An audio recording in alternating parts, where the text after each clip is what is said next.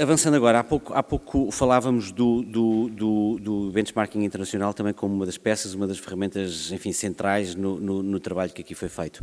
Lógico que tudo isto, todo este trabalho que vos apresentámos agora, o desenho do manual, a forma como auscultámos empresas, como esta metodologia foi desenhada, o próprio alinhamento dos career paths, dos roles dentro do Data Science, foi um trabalho de uma equipa de consultoria de muito tempo, com muito benchmarking internacional.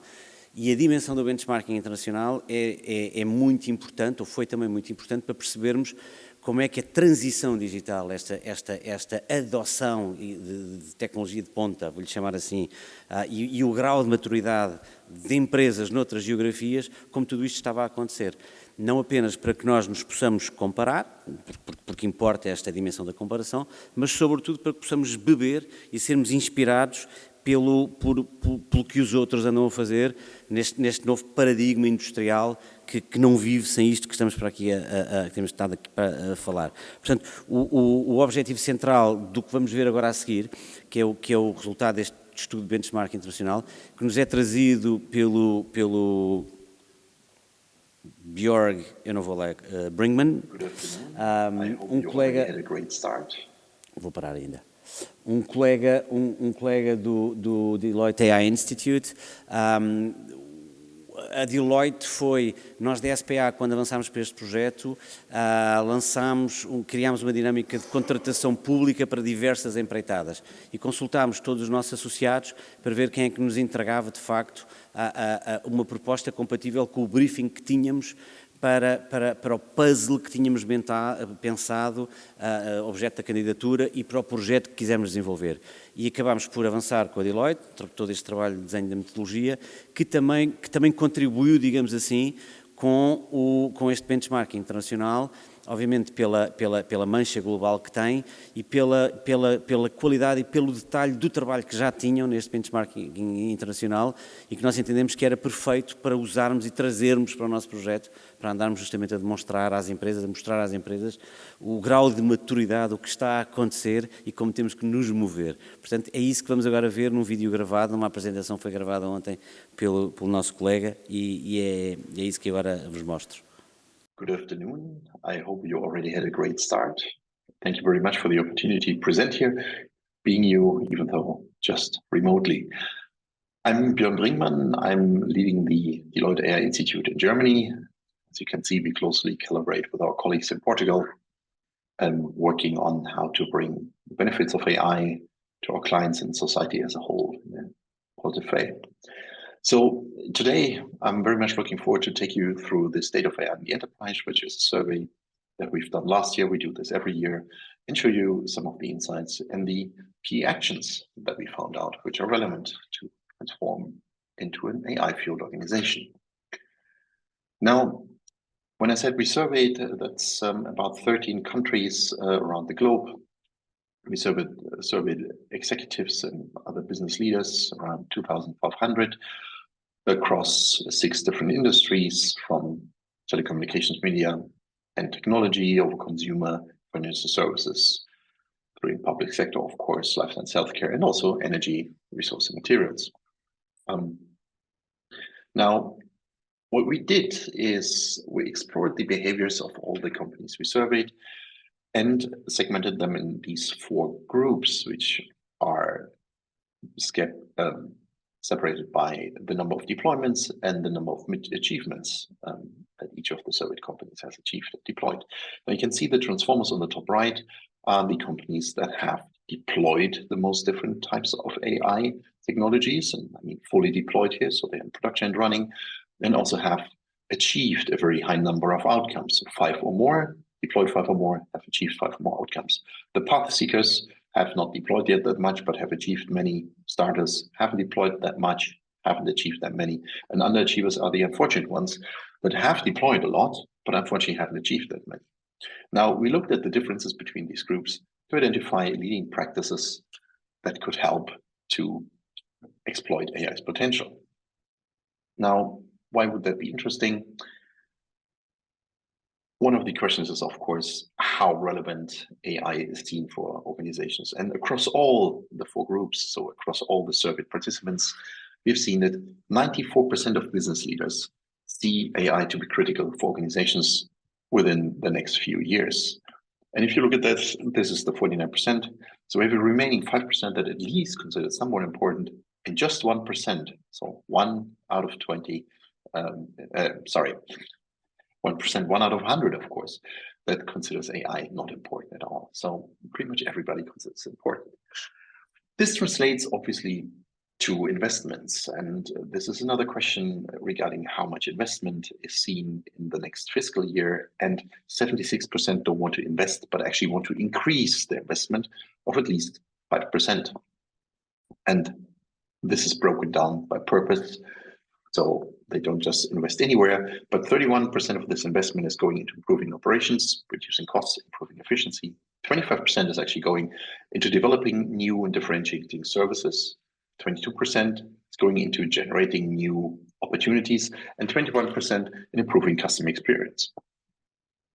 Now, if you break this down by the aforementioned 4 groups, you can see that the 76% at the very top, these are the companies that invest 5% or more, and 17% on the top right, you can see that invest even, or want to increase investment, by even 20% or more. And only very few actually want to stay the same or even decrease the investments. You can see that starters and underachievers are roughly the same to the overall population. Some really want to increase investments, and quite many actually do so even with a high percentage. However, if you look at the path seekers, those are the ones that have achieved a lot but haven't deployed that much yet. You can really see that there's a strong increase in investments. 1/4 of them wants to increase investments by 20% or more, and almost 60% at least 5%, 5 to 19%. If you look at the transformers, the high achievement and high deployment group in our quadrant, you can see that it's more or less the same as a total group. Some want to really invest more, many, about 72% actually want to increase by 5% or more. But those have already invested a lot, so that they will not increase that much more kind of makes sense. Another interesting point when we compare high outcome organizations with low outcome organizations, high outcome would be the path seekers and the transformers, you can see that they are a lot more confident in deploying AI in a trustworthy way, right? So they are more confident that they can deploy AI responsibly, with 42% versus 27%, and also on all the other practices, deploying it more robust, deploying it securely, transparent, fair, and obviously also considering privacy when deploying AI, which is a key important topic. So there's a lot of trust in the organization that they can do this, which usually is trust in the people and in the leadership. What you can also see is when we look at how long different companies are already on the AI journey, most are in the bucket of 3 to 6 years, some already 7 to 10, a few 1 to 2 years, and the rest evens out on the edges. I promised that I'll show you a couple of actions that high-performing organizations or high-outcome organizations take compared to the lower organizations, and hence lead to those high outcomes. Let's go into this. One is investing in culture and leadership. Now, while we're talking about technology, obviously it's the people that will make it work, and the people that need to adopt it, and the people that need to steer it. And it's quite often, and I guess it's no news to you, underestimated how much is required for proper change management. This is always thought to be easier, and unfortunately, this is probably the hardest part, but also the most beneficial part at the end. And when you look at, again, at high outcome organizations, so path seekers and transformers, the one that really have achieved a lot, we can see that 55% of them really take change management to heart and invest a lot there. And the outcomes are nice to see. 53% can really see strong cross-business collaboration. 46% can see really a lot of optimism in the workforce about the possibilities of AI. So really a momentum that's happening there. And 47% also actively nurture and retain their AI professionals, because those are the people which are hard to get, no matter if you hire them externally or if you educate them internally. And you can see the numbers from the low outcome organizations are at least 10 percentage points lower. And for the cross collaboration, we're only reaching 14% here. Now, another action is transforming your operations. If you just keep doing what you always did, then AI will probably help a bit, but it can only really have an impact if you appreciate AI and hence also adjust processes and operations a bit. And to be competitive, you really have to do that. You have to challenge your operations and processes and adjust to really leverage the new technologies. You could also say, if you don't change how you work, you're really leaving value on the table. And I guess it's even true if you wouldn't use AI, you need to reinvent constantly. Now, we can see that only about a third of companies are actually always following proper procedures, might be regarding MLOps or AI model life cycles, and redesigning the workflows, which are levels similar to last year's survey. So there, not too much has changed. However, if we dig a little deeper and again compare our high outcome organizations with the low outcome organizations, we can see that they, to a significant degree, adopt additional operational leading practices. And I picked some of those here for today. One is that really 82% focus on human-centered design, right, compared to 66% of the low outcome organizations. So they really ensure that the AIs, or where AI is used, is deployed in a way that the human is at the center, that employees are enabled, customers are being served with AI, and also leadership is integrated here. Now, another part is that quality and risk management is really taken to heart in high outcome organizations. There are ways being established to assess AI model bias and also to mitigate this. You can again see a bit more than 60%, close to 80%, and 50% gap here as well. And another one which is really sticking out is the procedures, as mentioned before, whereas only 1/3 is always using those procedures. There's 76%, so 3/4, which are actually using MLOps procedures at least often, if not always, also for testing and continuous improvement, right? So this is all following proper procedures and being nicely documented. Whereas low achieving organizations or low outcome organizations only do this in 63% of the cases. Now, another one would be orchestrating tech and talent. And this is another key insight we've seen this year, that tech alone, as we know, is not going to solve the problem. However, also people need to match the technology you have, or you need to make sure that the technology matches the people you have, because those two can only work well if they really integrate with each other. Too much technology and not having the people won't get you too far. And probably even worse is if you have really hired a bunch of data scientists and AI experts which want to help but don't get access to the technology, then this will also lead to quite some frustration, and they might leave rather than hang around for too long and, well, might go to your competitor. So you really want to orchestrate your tech and your talent to make sure they grow along and accordingly to what you have planned. And one note here that's also interesting on the tech side, investing in outside technical leadership has shown in quite some cases to be a growth driver, because they bring with them new visions and new ideas and can challenge the existing processes and can also answer tough questions and give realistic feedback to typically non-technical leaders, right? So these people from the outside might feel a bit painful, but if incentivized correctly, they can really drive change and make sure you don't kind of fall short or try to jump too far and by that then fail. Now, if we look deeper then into how talent is affected, or how overall roles in the organization are affected, we can again see quite some discrepancies between high outcome organizations and the low outcome organizations.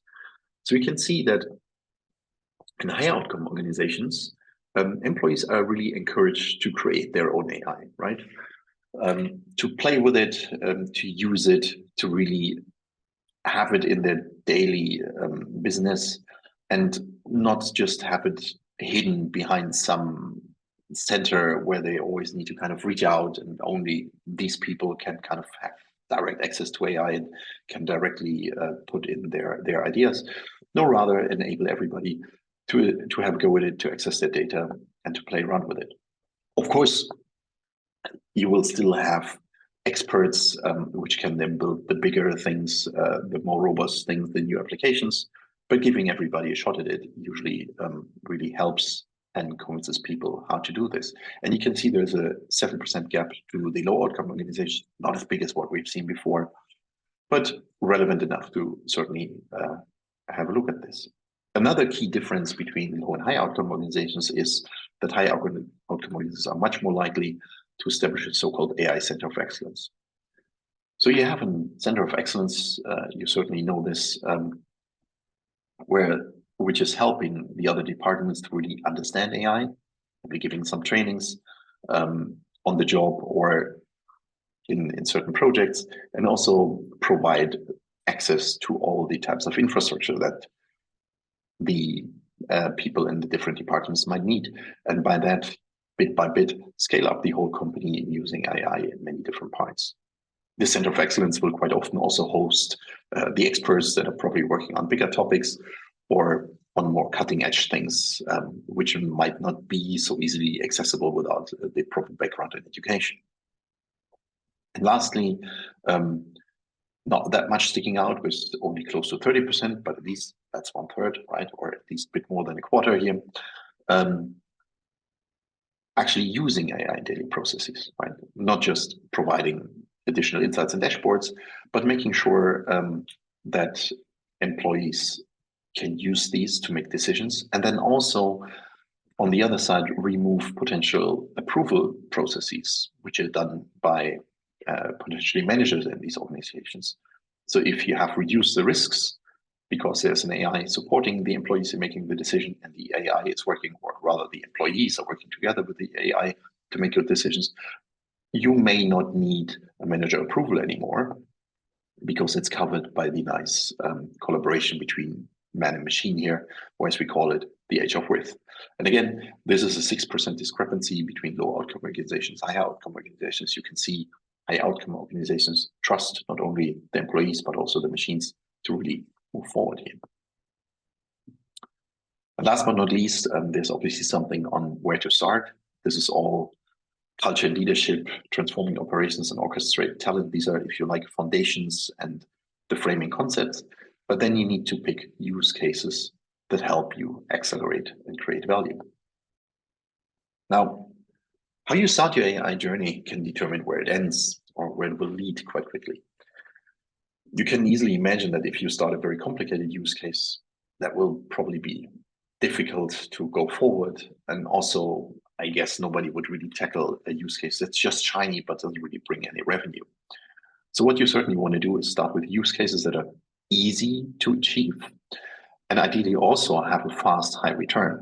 So the classic low-hanging fruits. Those, as probably no surprise, that will create momentum for further efforts, and you might end up with a self-financing transformation. When you select these use cases, you also would want to pay attention that you make sure that they line up nicely on roughly the same technology stack. If you have to build a new technology foundation for every use case, because they do very different things, let's say one is real-time computer vision, the other one is batch processing and pricing predictions, they will need two very different foundations. So you would want to make sure that the use cases you have lined up are using at least roughly the same technology foundations. Then you have to build them only once at the beginning. Now, which use case is a good one really depends on the industry, and they're influenced by the different processes, practices, and also regulatory contexts. And hence, you will end up with different best use cases per industry, but also certainly on your maturity and your ambitions. Now, what we've seen in our survey is that some use cases are quite frequent, but others are really industry specific. So if you look at consumer, they're almost half of them. And in fact, the top use cases always existing in close to 50%, 40 to 50% of the surveyed participants here. So for consumer, the top use cases are usually around safety and quality, and ensuring that the customer here is, or the consumer in this case, is getting high quality products and that safety is ensured. When we look at life sciences, we see there's a lot of focus on cloud pricing optimization. And quite interestingly, the very same group of use cases is appearing in energy, resource and industrials, or technology, media and telecommunications. Now, financial services focus a lot on conversational AI, voice assistants and chatbots. So leveraging interaction with the customer again, but really making sure it's not all ending up in the call center, and hence the customer gets quicker service internally and externally. And last but not least, government and public services are looking a lot at predictive maintenance. Now, 1 minute left to really fuel your AI investigation or transformation, apologies. I think those are 4 actions you should take to heart. And of course, we've written a lot more detail about this in this report that you can get download and have a look at. Invest in your culture and leadership. Make sure that you transform your operations. Make sure your tech and talent matches together, and select use cases that can really help you to accelerate value.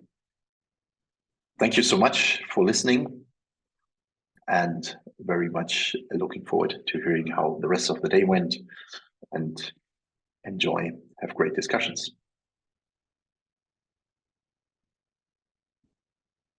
Thank you so much, and have a great afternoon. Goodbye. Ele não ouve os nossos aplausos. Ou melhor, ouvirá porque depois partemos a gravação. Antes de avançar, enfim, eu diria que aqueles 4 bullets com que ele sumariza de facto esta intervenção acabam por ser aquilo que aqui andamos a falar, e às vezes esta desmistificação da complexidade também é muito o que o Björn ali dizia, tipo, a transformação digital, o processo de transformação digital de uma organização não é uma coisa para se fazer de subtão, em função da dimensão e da complexidade. Pode demorar, como ali vimos, pode demorar 1 ano ou 10 anos numa super organização, numa grande organização. Portanto, isto não pode ser olhado como um monstro, é uma coisa para se ir fazendo. E depois, uma vez mais também, como outro bullet principal, é o tema do talento. Change management, já sabemos, uma questão de cultura de dados, desde logo na base, e também a questão do talento.